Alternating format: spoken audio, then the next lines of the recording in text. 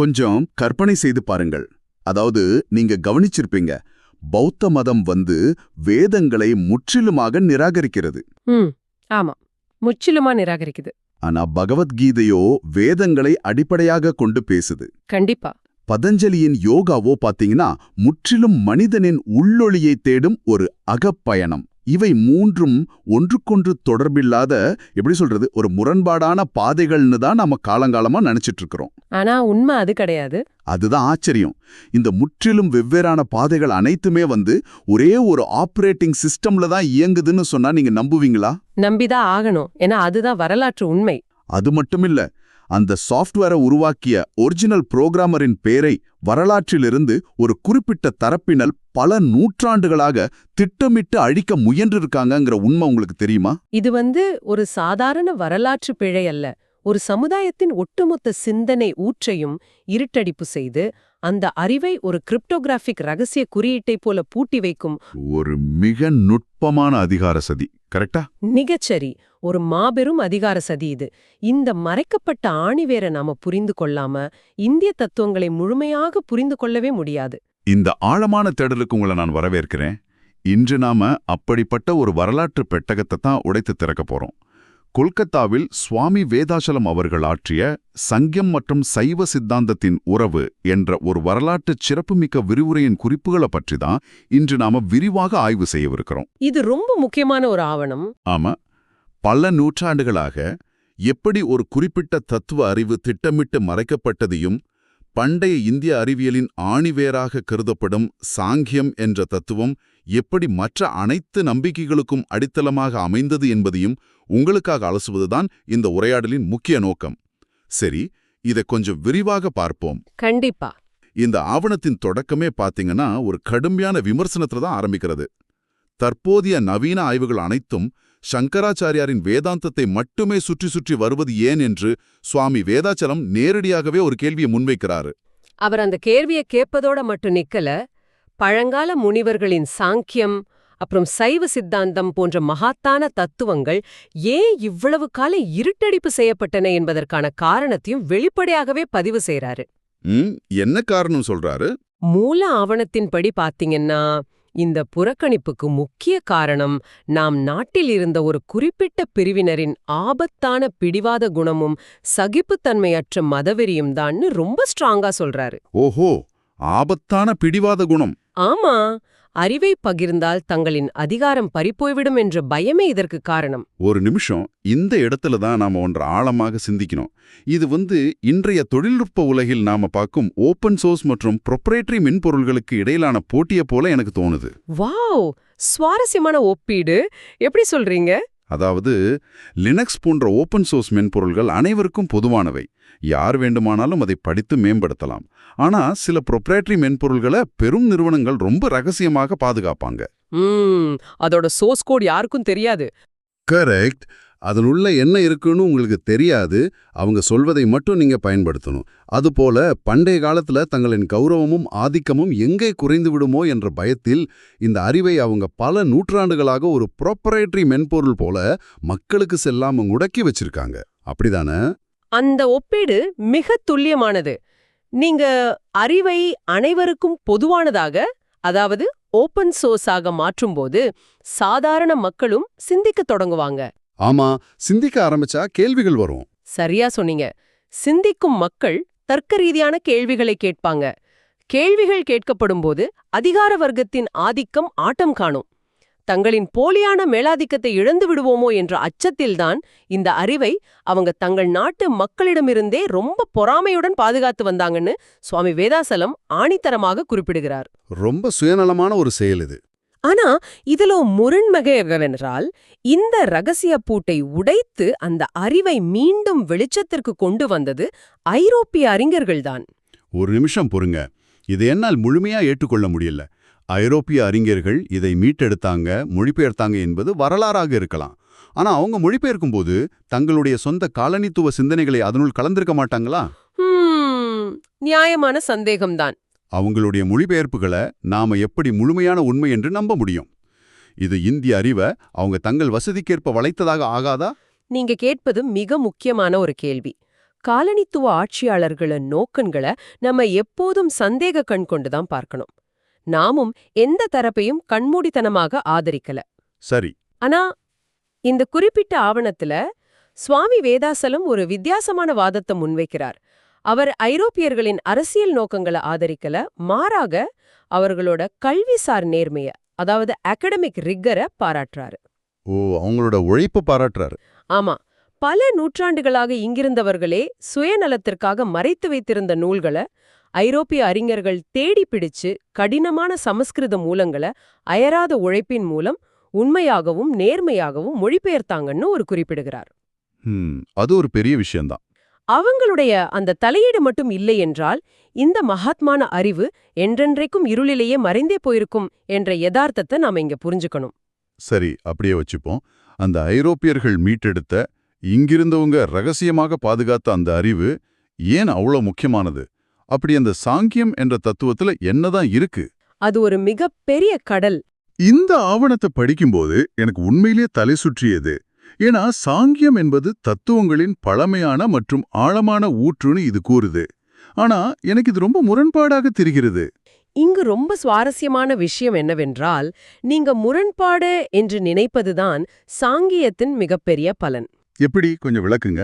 பண்டைய காலத்திலும் சரி, நடுக்காலத்திலும் சரி, எந்த ஒரு தத்துவ அறிவும் சாங்கியம் என்ற இந்த வளமான மண்ணிலிருந்துதான் தனக்கான ஊட்டச்சத்தை பெற்றதுன்னு ஆவணம் சொல்லுது. இதுதான் எனக்கு புரிந்து கொள்ள கடினமா இருக்கு. நீங்க இதை கேட்டுக்கொண்டிருந்தால் நீங்களே சற்று யோசித்து பாருங்க. பகவான் கௌதம புத்தரின் மிகச்சிறந்த போதனைகள், அதாவது கடவுள் என்ற கோட்பாட்டையே தவிர்த்த பௌத்த மதத்தின் முழு சாரமும். ஆமா, அந்த முழு சாரமுமே இந்த சாங்கியத்திலிருந்து தான் தோன்றியதாம். அது மட்டுமில்ல, பதஞ்சலி முனிவர் உருவாக்கிய யோகா எனப்படும் ஆன்ம பண்பாட்டிற்கான மாய அமைப்பு, அப்புறம் கேனா, ஸ்வேதஸ்வதாரா, சாந்தோக்கிய போன்ற புகழ்பெற்ற உபநிடதங்கள். உலகமே கொண்டாடும் பகவத்கீதையில் உள்ள ஸ்ரீகிருஷ்ணரின் போதனைகள் கூட சாங்கியத்தின் அடியொற்றி வந்தவைதான் என்று ஆவணம் கூறுது. அது மட்டுமில்ல, மகாபாரதத்துல கூட ஒரு குறிப்பு இருக்கு. என்ன குறிப்பு? பிரஜாபதிகளில் ஒருவரான நாரதர் தக்ஷனின் 1000 மகன்களுக்கு சாங்கிய தத்துவத்தை போதித்ததாக குறிப்பிடப்பட்டுள்ளது. அப்படியா? எப்படி புத்த மதம், யோகா, பகவத்கீதை என்று முற்றிலும் வெவ்வேறான பாதைகளுக்கு ஒரே ஒரு தத்துவம் மட்டும் அடித்தளமாக இருக்க முடியும்? அந்த முரண்பாட்டிற்கான விடையை நாம ஒரு கட்டிடத்தின் அஸ்திவாரம் என்று சொல்வதை காட்டிலும் நீங்க முன்னாடி சொன்ன அதே ஆபரேட்டிங் சிஸ்டம் உதாரணத்தை வைத்தே பார்க்கலாம். ஓ, சொல்லுங்க. ஆண்ட்ராய்டு என்ற ஒரு இயங்குதளம் இருக்கு.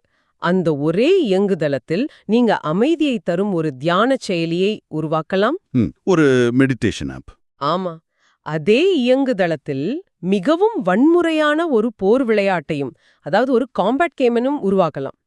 செயலிகள் வெவ்வேறாக இருந்தாலும் அவற்றுக்கு அடிப்படை இயற்பியல் விதிகளையும் கட்டளைகளையும் வழங்குவது அந்த ஒரே ஆபரேட்டிங் சிஸ்டம் தான். வாவ், இது ரொம்ப தெளிவா புரியுது.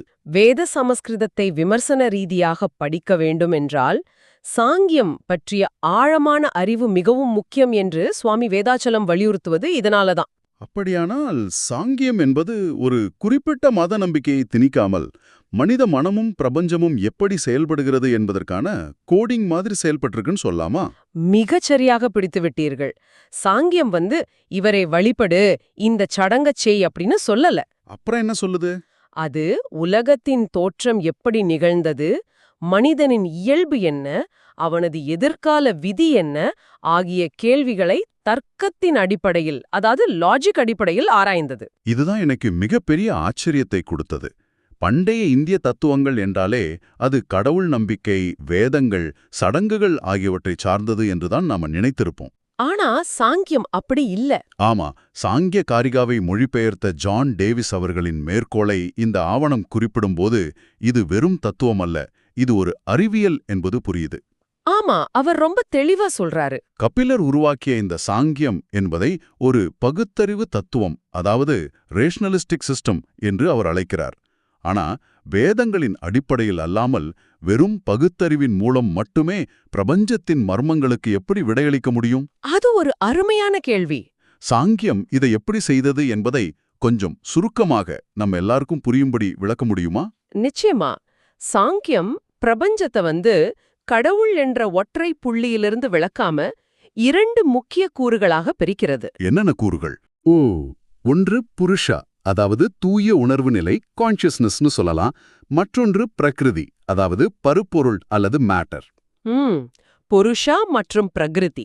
இந்த உலகத்தில் நடக்கும் அனைத்தும் இந்த பருப்பொருளின், அதாவது பிரகிருதியின் பரிணாம வளர்ச்சியால தான் நடக்கிறது என்று சாங்கியம் வாதிக்கிறது.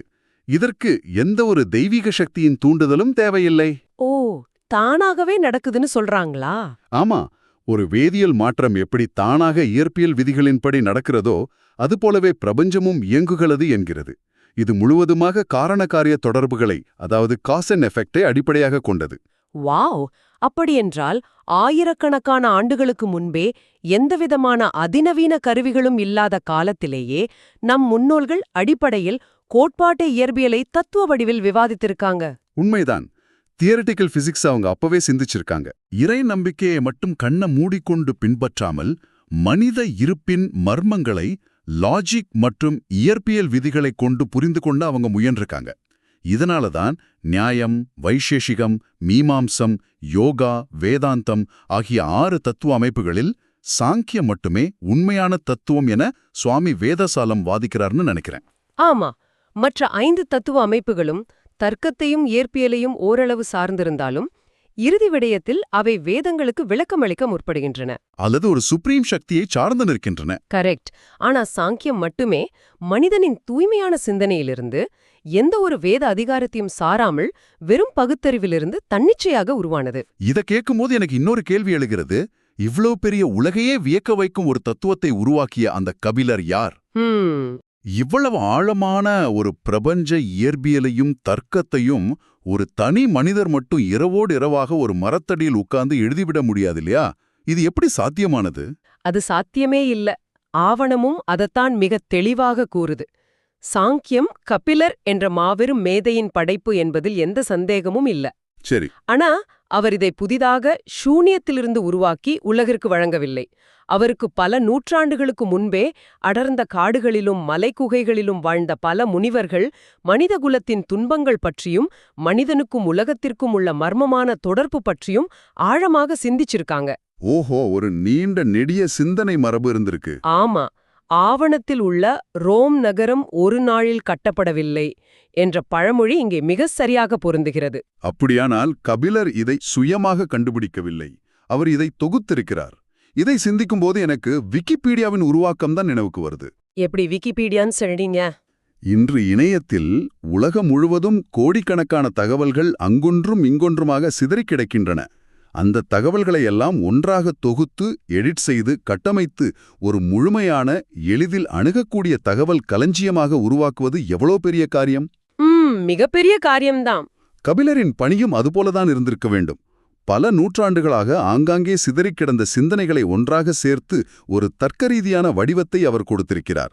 அவர் வெறும் கண்டுபிடிப்பாளர் மட்டுமல்ல, அவர் ஒரு மாபெரும் தொகுப்பாளர், அதாவது சிந்தசைசர். அந்த விக்கிபீடியா உதாரணம் அருமை. கபிலரின் மிகப்பெரிய அறிவுத்திறன் என்பது காடுகளிலும் மலைகளிலும் சிதறிக் கிடந்த அந்த பழைய சிந்தனைகளுக்கு ஒரு திட்டவட்டமான பகுத்தறிவு வடிவத்தை கொடுத்ததில்தான் இருக்கு. நிச்சயமா. பழங்கால இந்தியர்களின் மனநிலையை நமக்கும் காட்டும் ஒரு எரியும் தீப்பந்தம் போல செயல்படுகிறது என்று அவர் குறிப்பிடுகிறார். அந்த தீப்பந்தம் எவ்வளவு ஆழமான வெளிச்சத்தை கொடுத்திருக்கிறது. ஆனா அந்த வெளிச்சத்தை கூட ஒரு கட்டத்துல அணைக்க முயன்றிருக்கிறாங்க. இந்த விரிவுரையின் இறுதிப் பகுதியில பாத்தீங்கன்னா, மாற்று சிந்தனைகளை முடக்குவது எப்படி மனிதனின் அறிவு வளர்ச்சிக்கு மிகப்பெரிய தடையாக அமைகிறது என்பதை பற்றி சுவாமி வேதாசலம் மிக கடுமையான ஒரு விமர்சனத்தை முன்வைக்கிறார். ஆமா, தற்போதைய நவீன வேதாந்திகளின் அணுகுமுறையை அவர் கடுமையாக சாடுகிறார். அது மிக முக்கியமான ஒரு பகுதி. தற்போதைய நவீன வேதாந்திகள் தத்துவ உலகில் தாங்கள் காணும் அனைத்தையும் சங்கராச்சாரியாரின் அமைப்புக்குள் சுருக்க பார்க்கறாங்க, அல்லது அதோடு உடன்படாத மாற்று தத்துவங்களை, குறிப்பாக சாங்கியம் போன்றவற்றை முற்றிலுமாக புறக்கணிக்கிறாங்க அல்லது தவறாக சித்தரிக்கிறாங்கன்னு ஒரு குற்றம் சாட்டுகிறார். இத நான் இன்னொரு கோணத்துல பாக்குறேன். இது ஏதோ பண்டைய காலத்துல நடந்த தத்துவ போர் மட்டுமல்ல.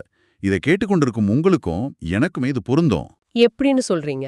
நாம அனைவருமே சிறுவயதிலிருந்தே பழகி போன ஒரு குறிப்பிட்ட மதத்தையோ சித்தாந்தத்தையோ அல்லது அரசியல் பார்வையோ சார்ந்து நிற்கவே விரும்புறோம்.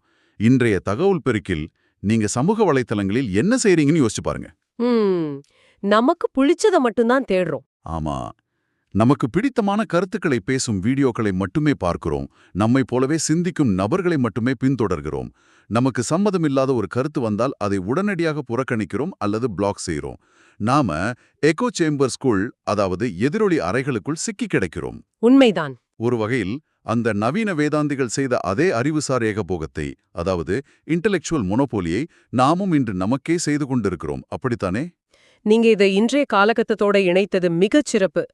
பரந்த பார்வையில் இது எதை குறிக்கிறது என்றால், அறிவுசார் ஏகபோகம். அது ஒரு தத்துவ அமைப்பை மூடி மறைக்கும் பழங்கால அறிஞர்களாக இருந்தாலும் சரி, அல்லது நமக்கு பிடித்தமான செய்திகளை மட்டும் காட்டும் இன்றைய அல்காரிதம்களாக இருந்தாலும் சரி, அது உண்மையான அறிவின் வளர்ச்சிக்கு எதிரி. 100க்கு 100 உண்மை. சுவாமி வேதாசலத்தின் இந்த ஆவணம் நமக்குச் சொல்லும் மிகப்பெரிய பாடம் இதுதான். திறந்த மனதுடன் மாற்ற விமர்சனங்களையும், அது எவ்வளவு கசப்பானதாக இருந்தாலும் தர்க்க ரீதியாக ஏற்கும்போதுதான் உண்மையான அறிவு வளரும். நமது குறுகிய தப்பெண்ணங்களை விட்டொழித்தால் மட்டுமே நம்மால் அடுத்த கட்டத்திற்கு நகர முடியும். நாம இந்த ஆழமான உரையாடலின் இறுதிக்கு வந்துவிட்டோம். இன்று நாம கடந்து வந்த பாதை மிக ஆச்சரியமானது. தங்களது அதிகாரம் பறிபோய்விடும் என்ற பயத்தில் ரகசியமாக பாதுகாக்கப்பட்டு, பின்னர் காலனித்துவ அறிஞர்களின் தீவிர தேடலால் மீட்கப்பட்ட ஒரு பழமையான தத்துவம் எப்படி ஒட்டுமொத்த இந்திய சிந்தனை முறையின், அதாவது வேதங்களை நிராகரிக்கும் பௌத்தம் முதல் வேதங்களை ஏற்கும் பகவத்கீதை வரை, எல்லாவற்றுக்கும் அடிப்படையான ஆபரேட்டிங் சிஸ்டமாக மாறியது என்பதை பார்த்தோம். கபிலர் என்ற மாபெரும் அறிஞர் எப்படி காடுகளில் சிதறிக் கிடந்த சிந்தனைகளை தொகுத்து ஒரு தூய்மையான பகுத்தறிவு அமைப்பாக இதை கட்டமைத்தார் என்பதையும் நாம விரிவாக அலசினோம். அப்புறம் மாற்றுச் சிந்தனைகளை முடக்குவது எப்படி ஒரு சமூகத்தின் அறிவையே அழிக்கிறது என்பதையும் பேசினோம். அறிவு என்பது அதிகாரத்தை நிலைநிறுத்துவதற்கான கருவியல்ல, அது மனிதகுலம் முழுமைக்குமான ஒரு திறந்த வெளி தேடல் என்பதை இந்த விரிவுரை நமக்கு ஆணித்தரமாக உணர்த்துகிறது. நிச்சயமா. சரி, இந்த ஆழமான தேடலை நிறைவு செய்வதற்கு முன் உங்களிடம் ஒரு புதிய சிந்தனையை முன்வைக்க விரும்புகிறேன். சற்று யோசித்து பாருங்கள். சாங்கியம் என்பது எந்த ஒரு மத நம்பிக்கையையும் சாராமல், தெய்வங்களைப் பற்றி கவலைப்படாமல், பிரபஞ்சத்தையும் மனித இருப்பையும் வெறும் காரண காரிய தொடர்புகளைக் கொண்டும் தூய்மையான தர்க்கத்தைக் கொண்டும் மட்டுமே ஆராய்ந்த ஒரு அறிவியல் தத்துவம் என்று பார்த்தோம். ஆனா வியக்கத்தக்க வகையில் அந்த தூய்மையான பகுத்தறிவிலிருந்துதான் உலகிலேயே மிகவும் ஆழமான ஆன்மீக பாதைகளான யோகாவும் பௌத்தமும் தோன்றியுள்ளன. லாஜிக் என்ற அஸ்திவாரத்திலிருந்து ஸ்பிரிச்சுவாலிட்டி என்ற கட்டிடம் எழும்பியிருக்கிறது. வாவ், இது உண்மையிலேயே சிந்திக்க வேண்டிய விஷயம். அப்படியானால் இன்று நாம ஒன்றுக்கொன்று எதிர்னு சண்டையிட்டுக் கொள்ளும் அறிவியலும் ஆன்மீகமும் உண்மையில் எதிரெதிர் துருவங்கள் இல்லையோ? அவை இரண்டும் ஒரே நாணயத்தின் 2 பக்கங்களாக இருக்க முடியுமா? ஆரம்பத்துல நாம பேசின அந்த வரலாற்று புத்தகத்தின் கிழிக்கப்பட்ட பக்கங்களில் ஒருவேளை அறிவியல் மற்றும் ஆன்மீகத்தின் இந்த ரகசிய இணைப்பும் எழுதப்பட்டிருக்குமோ? இந்த தேடல் உங்களுக்கானது. மீண்டும் ஒரு ஆழமான தேடலில் சந்திப்போம்.